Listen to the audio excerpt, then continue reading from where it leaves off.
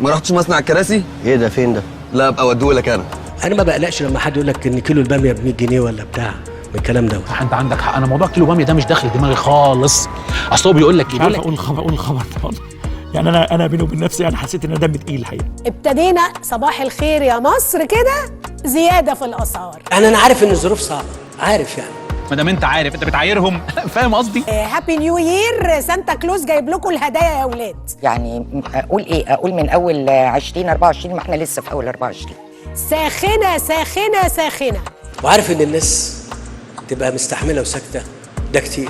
يا عم خلينا ندفع قرصة التراب تفة القهوة ب 2024 يا عم، وما بتتحسبش كده يا صاحب. الجنيه بلد وقلت لك. وكأنه الناس كانت مستنية 2024 علشان يبدأ مهرجان زيادة في الأسعار.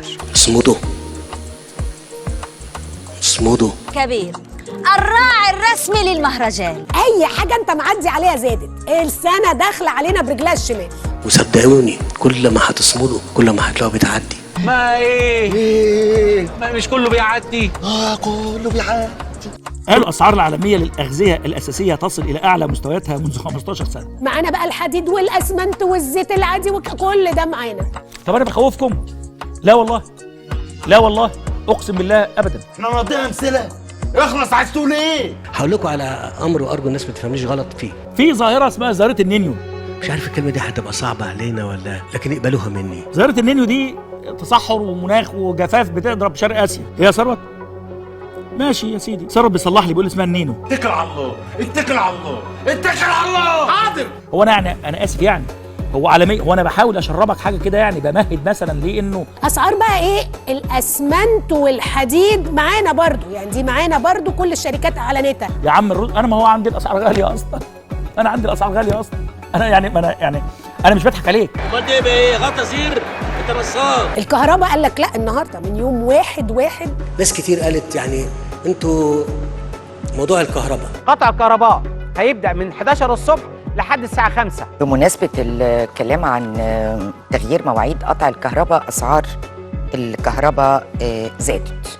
زيادة أسعار الكهرباء، أما هم كانوا مأجلينها بقى سنة ونص، قال لك لا من يوم 1/1. مساء النور، اتفضل بلح، اتفضلوا بلح. بس بصراحة لا، فيهم الخير، خلوا قطع الكهرباء الصبح بس. يعني والله يا جماعة في حاجات لطيفة في السنة، اصبروا بس علينا. ايه رايك يا سياده الفريق؟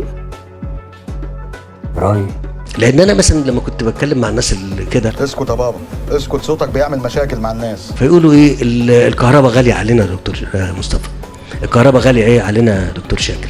ما انا طبعا انا فاهم انه يعني لا يسعد اي مواطن اي رفع سعر. صحيح ممكن تكون هي غاليه مش عشان احنا عايزين نغليها عليكم. وانت معدي رحت مبعصك واخدك واحد كده على حجري وقلت لك انا اسف، هتقبل اسفي؟ نسيت بقى موضوع الكهرباء ونتكلم في مشكله البنزين والإنترنت الأرضي والإنترنت الموبايل. أحسن تفتكروا إنه الأرضي بس، لا الموبايل كمان، مكالمات الموبايل كمان. ليه ما تضربنا بالنار وخلاص. تذاكر المترو تزيد، وكان في المترو والقطارات. تذاكر المترو وقطارات، وبدأت الناس تتكلم يعني هي دي البشرة ونبدأ السنة كده. لا ده كتير يا جماعة، معناش حد مسك الحديد في القطر ولا ايه؟ فدي كانت البشرة. سيادة الفريق كامل وزير، أولا كل سنة وحضرتك طيب. يا وزير يعني أنت تفتكر اقعد طيب. زودنا امبارح قطارات ومترو. ايه الأسباب الحقيقة بصراحة؟ كامل يقول لي التذكرة بجنيه، طب زودها، أقول له لا ما تزودهاش. ليه يا كامل بقول لك ما تزودهاش؟ لا سيادتك ما قلتليش كده يا فندم. انتوا هتقعدوا بقى تشقطوني لبعض؟ لما اعلى حاجه اربع مناطق كاملين 23 محطه ب 15 جنيه. هيمسكوا فيا يا فندم. بيمسكوا في مين يا كامل؟ اعدام كامل الوزير. ما انا ليه حبايب كتير، انت عارف حبايبي بيحبوني قوي. ربنا يحفظك بقى الوزير. اعدام كامل الوزير. بره يالا ولا بره يالا يا راس على دماغك. 15 جنيه دول يعني ثمن حوالي 6 سجاير يمكن. ايه ده؟ ايه الكلام الفارغ ده؟ ما اعرفش 7 سجاير، ما اعرفش علبه سجاير فيها 20 باين، قالوا لي ب 75 جنيه باين الاولاد اللي سالتهم، يعني 15 جنيه. ما زالت التذاكر والحاجات مدعومه لانه المرتبات احنا عارفين. ولكن لما المرتبات زادت بشكل كبير، لما حياتك المرتبات بتزيد، انا عندي تقريبا 50,000 واحد في سكه الحديد، 50,000 موظف. 50,000 انك تقوم عامل رافع المرتبات 20% ورافع الاسعار 90%، ده لا يجوز. ادوا للناس في الاول علاوه يفرحوا بيها، بعد كده هنرجع منهم اضعاف اضعافها. زودوا لهم فواتير الكهرباء وفواتير التليفونات وفواتير الغاز. 50,000 موظف في السكه الحديد، فلوسهم كام مصاريف مرتبات؟ مرتباتهم حوالي 4 مليار جنيه. ما هو المرتبات تعبانه. وقبل كده الرئيس قال والله انا ال10 ما يكفوش الناس، 10,000 جنيه ما يكفوش الناس. والله العظيم انا بكلمكم من قلبي، هنا اقل من 10,000 جنيه لاي حد بيشتغل ماشي. في ناس بتقول لي بقى زودوا المرتبات في تركيا بقت 30,000 جنيه، ما يعادل يعني. عايز تقول لي ان المفروض ان احنا نزود المرتبات؟ ايوه انا عارف، بس منين؟ وده هيعمل تضخم. يعني مش عايز اتكلم في الاقتصاد دلوقتي لانه الكلام في الاقتصاد يوجع، يعني مش هتكلم فيه دلوقتي. كل برسيم وانت ساكت، ما تصدعنيش النبي عشان انا قاعد بعمل عظمه هنا، فاهم قصدي؟ يعني انا بقول بس يا جماعه عشان بس احنا ايه المسكين، تذكره المترو غليت بقى 15 جنيه. ناس كتير بتصور ان هي موجوده عشان لا طبعا، عشان يعني تحصيل فلوس. لا طبعا، لا هي عشان تحصيل فلوس يا كامل. اي ميكروباص تركبه بكام؟ لا مؤاخذه بقى، يعني ما تجيبناش عند خرابه وتقول لنا ما نسالكش، وبعدين تاخدونا بقى جوه تقلعوا لنا بناطيلنا بقى. يبقى اذا فين بقى الزيادات الشنيعه والرهيبه، وان احنا جينا نقول له انا هزود عليك التذكره جنيه، يقول لك انا غلبان مش قادر. صحيح، وانا كمان غلبان مش قادر. وعملنا هديه. لا احنا فعلا عملنا هديه. مش انا، نعم. الرئيس عبد الفتاح السيسي والحكومه كلها. قال انت عندكم رئيس حول معنى كلمه امبوسيبل الى اي بوسيبل. ويا كامل يا وزير ربنا يكرمك، ويا كامل يا وزير ربنا يكرمك.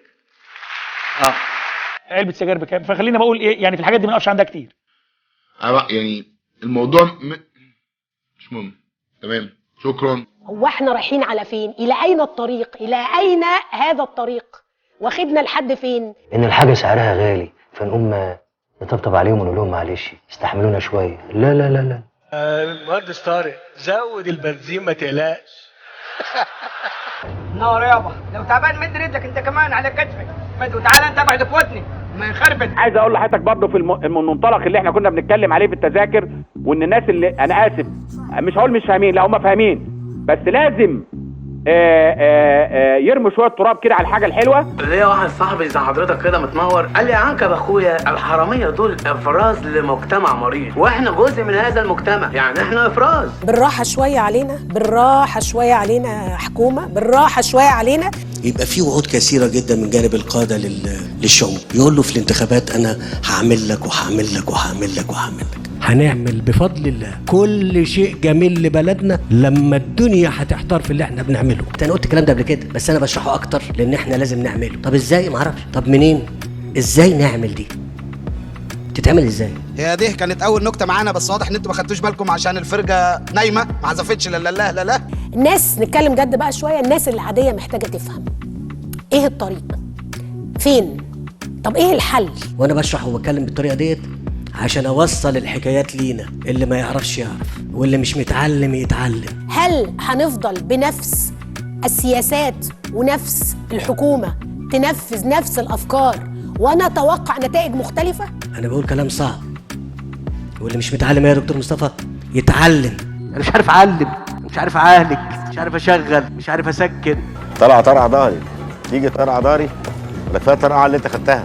طب احنا يعني ربنا سبحانه وتعالى سترها علينا.